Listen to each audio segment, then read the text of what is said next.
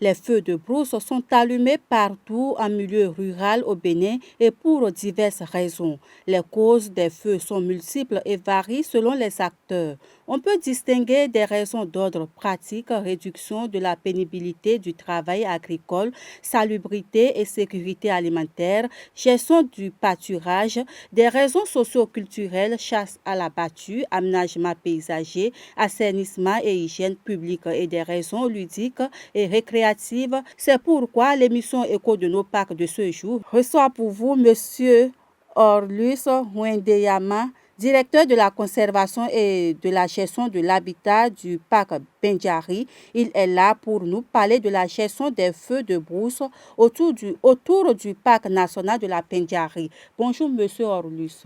Bonjour Madame Ganidi.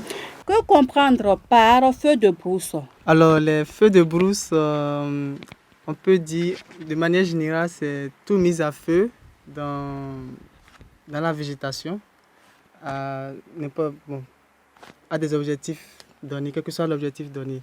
Mais de manière plus spécifique, si on doit s'en tenir à la réglementation forestière en la matière, le feu de brousse est considéré comme le feu qui est mis à des objectifs non réglementaires.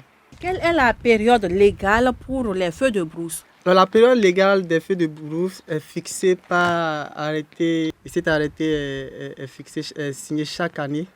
Donc, mais généralement, c'est la période d'octobre à décembre. Et il faut dire aussi que la période des feux de brousse varie de la zone agroécologique où nous nous retrouvons.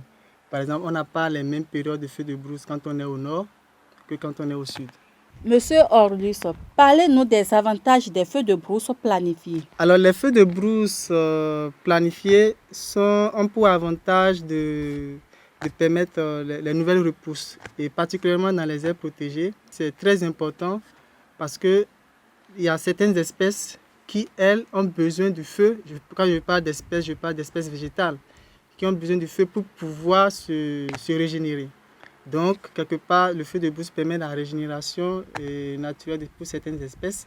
Et quand je vais au niveau des animaux sauvages, elle a l'avantage également de procurer la nourriture de qualité pour certains aussi types d'animaux qui ont une préférence pour les nouvelles repousses. Et comme aussi avantage, le feu de brousse permet une bonne visibilité pour le tourisme.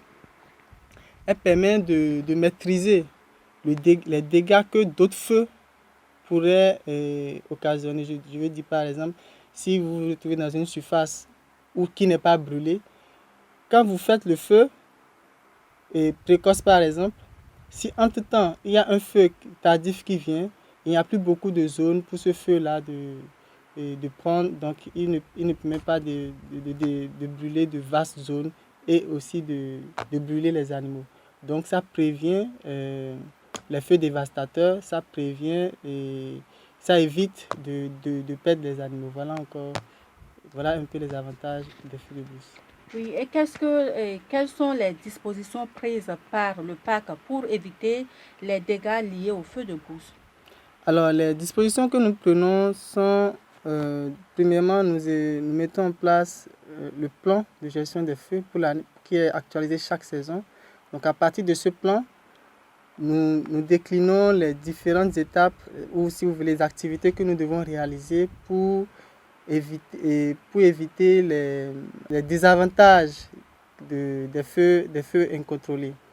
Donc, pour ce faire, nous réalisons les pare-feux au niveau de toutes les installations dans le parc. C'est une manière de les sécuriser de tout feu. Et deuxièmement, nous réalisons les feux précoces, comme je le disais tout à l'heure, pour limiter l'action des feux tardifs. Et nous continuons également le suivi télémétrique des feux à partir des images satellitaires que nous avons de différentes plateformes. Oui, est-ce qu'on enregistre les feux de brousse et les feux de brousse engendrés par les populations? Si oui, quelles sont les mesures? Oui, les populations mettent feu à la végétation pour plusieurs raisons. D'abord pour des raisons agricoles, vous l'avez bien expliqué en introduction, où elles ont besoin de débroussailler pour les futures cultures, cultures, par exemple. Mais nous, ce que nous prenons comme mesure, c'est de les sensibiliser. Il faut qu'ils respectent la réglementation en termes de mise à feu, c'est-à-dire respecter la période des feux et éviter de mettre les feux tardifs qui détruisent le sol. Parce que même s'ils mettent les feux tardifs, ça ne les arrange pas eux non plus pour leur culture. Donc c'est surtout la sensibilisation. Oui, est-ce qu'il y a des sanctions en cas d'incendie non réglementaire? La mise à feu est réglementée au niveau de la législation forestière. Et donc, elle est passée quand vous mettez le feu de manière non réglementaire, c'est-à-dire en dehors des périodes qui sont fixées, en dehors des modalités qui sont fixées par la loi, vous êtes passible de sanctions. Et la sanction peut aller d'une amende à un emprisonnement. Voilà, nous sommes pratiquement à la fin de l'émission. Quel est votre mot de fin? Je vous remercie pour cette opportunité que vous nous donnez de sensibiliser la population. Le feu joue un rôle important dans la conservation des aires protégées et même dans l'agriculture. Mais la mise à feu doit être faite suivant les directives, c'est-à-dire suivant la réglementation en vigueur, pour éviter d'avoir des surprises désagréables, des situations désagréables. Donc j'encourage les populations à vraiment respecter la réglementation en vigueur en matière de gestion des feux.